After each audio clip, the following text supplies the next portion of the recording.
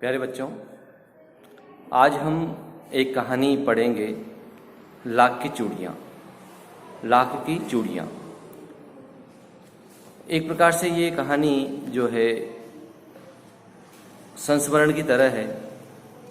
इसमें लेखक अपने गांव जाता है और वहाँ की बदली हुई परिस्थितियों के बारे में लिखता है। कामता नाथ जी की ये कहानी है। आइए हम इसको पढ़ते हैं। सारे गांव में बदलू मुझे बहुत सबसे अच्छा आदमी लगता था, क्योंकि वह मुझे सुंदर सुंदर लाख की गोलियां बनाकर देता था। मुझे अपने मामा के गांव जाने का सबसे बड़ा चाव यही था कि जब मैं वहां से लौटता था तो मेरे पास ढेर सारी गोलियां होती, रंग बिरंगी गोलियां जो किसी भी बच्चे का मन मोह लेती। वैसे तो मेरे मामा के गांव का होने के कारण मुझे बदलू को बदलू मामा कहना चाहिए था। मतलब ये गांव जहाँ पर है वो मामा जी का गांव है, परंतु ये उसे बदलू मामा न कहकर बदलू काका कहा करता था, जैसा कि गांव के सभी बच्चे उसे कहा करते थे। बदलू का मकान कुछ ऊंचे पर बना था। मकान के सामने बड़ा सा सहन था, जिसमें एक पुराना नीम का वृक्ष लगा था। सहन कहते हैं घर के आगे का जो जगह होती है उसको सहन कहा जाता है। उसी के नीचे बैठकर बदलू अपना काम किया करता था। बगल में भट्टी दहकती रहती थी, जिसमें वह लाख पिघलाया करता था। सामने एक लकड़ी का चौखट पड़ी रहती थी, जिस पर लाख के सुख में मुलायम होने पर वह उसे सलाख के समान पतला करके चूड़ी का आकार देता। पास में 4-6 विभिन्न प्रकार की बेलून नुमा मुंगेरियाँ रखी रहती थी, जो आगे से कुछ पतली और पीछे से मोटी होती। लाख की चूड़ी का आकार देकर वह उसे मुंगेरियों पर चढ़ाकर गोल और चिकना बनाता और तब एक एक कर पूरे हाथ को चूड़ियां बना चुकने के पश्चात वह उन पर रंग करता था। बदलू यह कार्य सदा ही एक मचिए पर बैठकर करता था। मचिया कहते थे खाट, चारपाई, जो बहुत ही पुरानी थी। बगल में उसका हुक्का रखा रहता था, जिसे वह बीच बीच में पीता रहता था। गांव में मेरा दोपहर का समय अधिकतर बदलू के पास बीतता। वह मुझे लला कहा करता और मेरे पहुंचते ही मेरे लिए तुरंत एक मचिया मंगा देते। मैं घंटों बैठे बैठे उसे इस प्रकार चूड़ियां बनाते देखता रहता। लगभग रोज ही वह 4-6 जोड़े चूड़ियां बनाता। पूरा जोड़ा बना लेने पर वह उसे बेलन पर चढ़ाकर कुछ क्षण चुपचाप देखता रहता, मानो वह बेलन न होकर किसी नववधु की कलाई हो। तो इस प्रकार से जो कहानी का जो प्रारंभ है इस प्रकार से होता है। ये फ्लैशबैक की बात है। पूर्व दीप्त जो कहानी का जो बातें पहले हो चुकी हैं, अब ये वापस जब ये छोटा था उस समय की बात है, लेकिन जब वापस अपने मामा के गांव पहुंचता है तो फिर वहां पर क्या बदलाव देखता है वो इस कहानी में बाद में आएगा, थोड़ी देर बाद में। लगभग रोज ही ये हो गया। बदलू मनिहार था। चूड़ियां बनाना उसका पैतृक पेशा था। पैतृक मतलब पुश्तैनी, पीढ़ी दर पीढ़ी। जैसे पिता बना रहे तो उसका बेटा बनाएगा, फिर उसका बेटा बनाएगा, इस प्रकार से पैतृक था। वास्तव में वह बहुत ही सुंदर चूड़ियां बनाता था। उसकी बनाई हुई चूड़ियों की खपत भी बहुत थी। उस गांव में तो सभी स्त्रियां उसकी बनाई हुई चूड़ियां पहनती ही थी। आसपास के गांव के लोग भी उससे चूड़ियां ले जाते थे, परंतु वह कभी भी चूड़ियों को पैसों से बेचता न था। उसका अभी तक वस्तु विनिमय का तरीका था। वस्तु विनिमय का मतलब होता है वस्तु के बदले वस्तु लेने का जो प्रावधान है वो। जैसे कि किसी जमाने में आइसक्रीम खरीदी जाती थी गांव में, तो क्या करते थे, गेहूं के बदले में आइसक्रीम लेते थे। समझ रहे बात आपको, कि वस्तु के बदले में वस्तु दी जाए, उसमें पैसे का कोई काम नहीं होता, तो इसे कहते हैं वस्तु विनिमय।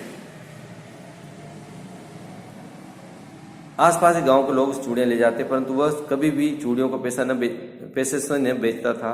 उसका अभी तक वस्तु विनिमय का तरीका था और लोग अनाज के बदले उसे चूड़ियां ले जाते थे। बदलू स्वभाव से बहुत सीधा था। मैंने कभी भी उसे किसी से झगड़ते नहीं देखा। हाँ, शादी विवाह के अवसरों पर वह अवश्य जिद पकड़ जाता था। जीवन भर चाहे कोई उसे मुफ्त चूड़ियां ले जाए, परंतु विवाह के अवसर पर वह सारी कसर निकाल लेता था। यानी किसी भी गांव में किसी लड़की की शादी होती थी उसके पिता से वो बहुत सारा पैसा लेता था।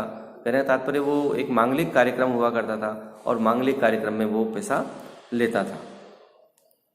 आखिर सुहाग के जोड़े का महत्व ही और होता है।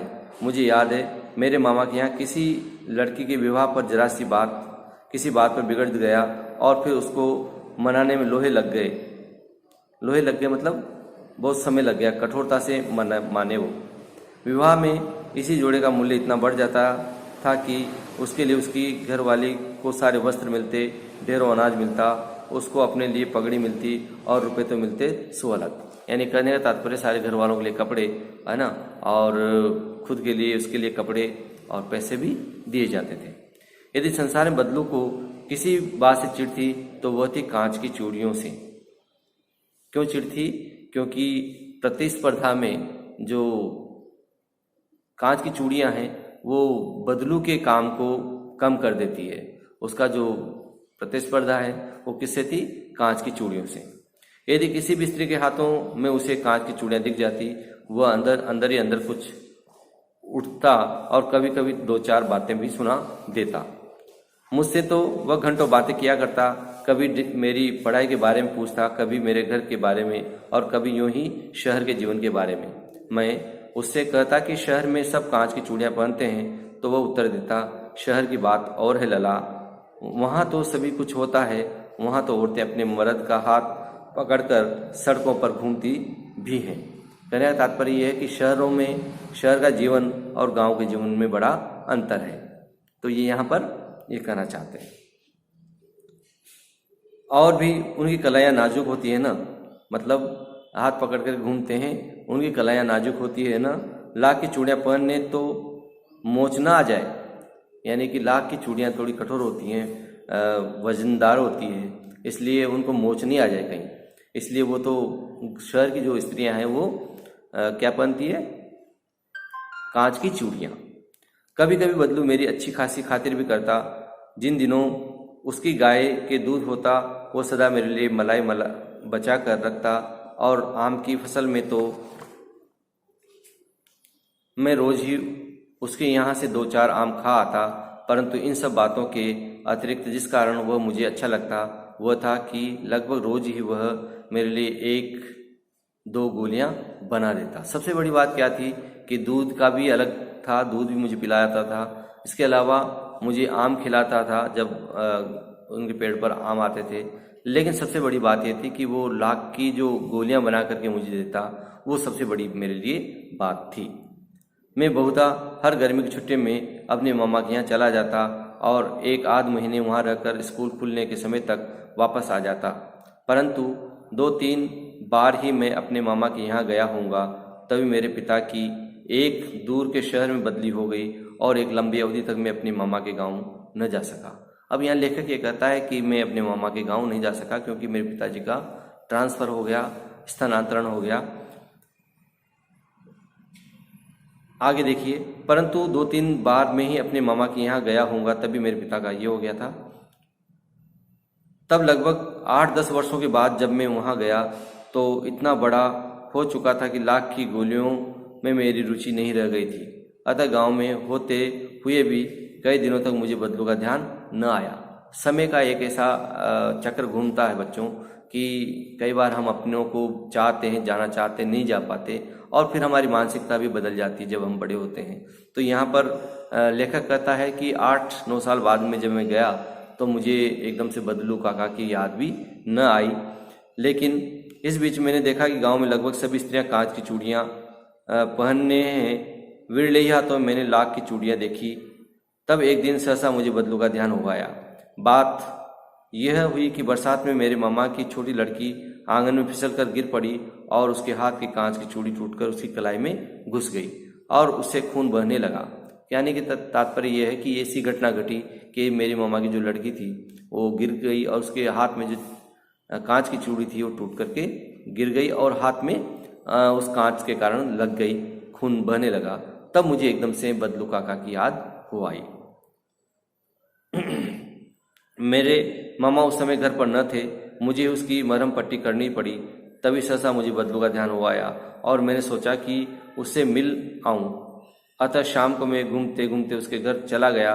बदलू वहीं चबूतरे पर नीम के नीचे एक खाट पर लेटा था। नमस्ते बदलू काका, मैंने कहा। अरे भैया मर गया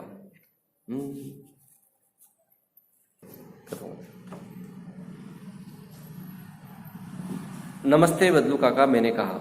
नमस्ते भैया, उसने मेरे नमस्ते का उत्तर दिया और उठकर खाट पर बैठ गया। परंतु उसने मुझे पहचाना नहीं और देर तक मेरी ओर निहारता रहा। निहारने का मतलब देखना, मेरी तरफ देखता रहा। मैं हूँ जनार्दन काका, मैं हूँ जनार्दन काका। उसने कहा कि मैं कौन हूँ? जनार्दन हूँ काका।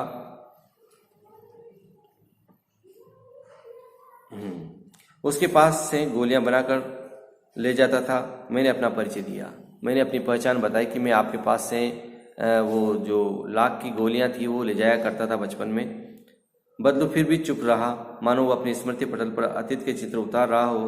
और तब वो एकदम बोल पड़ा, आओ आओ लला बैठो, बहुत दिन बाद गांव आए। यानी एकदम से बदलू को वो पुरानी स्मृतियाँ स्मरण हो आई कि मेरे पास कोई लड़का आता था और वो यहाँ से क्या ले जाता था? लाख की गोलियां ले जाता था। बदलू फिर भी चुप रहा। हाँ, इधर आना नहीं हो सका काका, मैंने चारपाई पर बैठते हुए उत्तर दिया। कुछ देर फिर शांति रही। मैंने इधर उधर दृष्टि दौड़ाई, न तो मुझे उसकी मचिया ही नजर आई, न ही भट्टी। आजकल काम नहीं करते काका? मैंने पूछा। नहीं लला, काम तो कई साल से बंद है। मेरी बनाई हुई चूड़ियाँ कोई पूछे तब तो। गांव में कांच का प्रचार हो गया है। वह कुछ देर चुप रहा, फिर बोला, मशीन युग है ना यह लला, आजकल सब काम मशीन से होता है। खेत भी मशीन से जोते जाते हैं और फिर जो सुंदरता कांच की चूड़ियों में होती है, लाख में कहाँ संभव है। ये बात बदलू काका ने बताई। कहने का तात्पर्य यह है कि अब समय बदल गया है और बहुत कुछ चीज़ें बदल गई है। अब लाख की चूड़ियों को कोई नहीं पहनता। अब केवल स्त्रियां जो है वो कांच की चूड़ियां पहना करती है। यानी कि ये 8-9 साल बाद में इतना बड़ा परिवर्तन गांव में आ गया है। तो इस प्रकार से इस कहानी में बच्चों हमने पढ़ा कि बदलू काका किस प्रकार से दुखी हो रहे थे और अपने उस व्यवसाय के कारण, जो व्यवसाय पुश्तैनी व्यवसाय था। इस कहानी का आधा भाग हम बाद में पढ़ेंगे, अगली कालांश में पढ़ेंगे। तब तक के लिए धन्यवाद।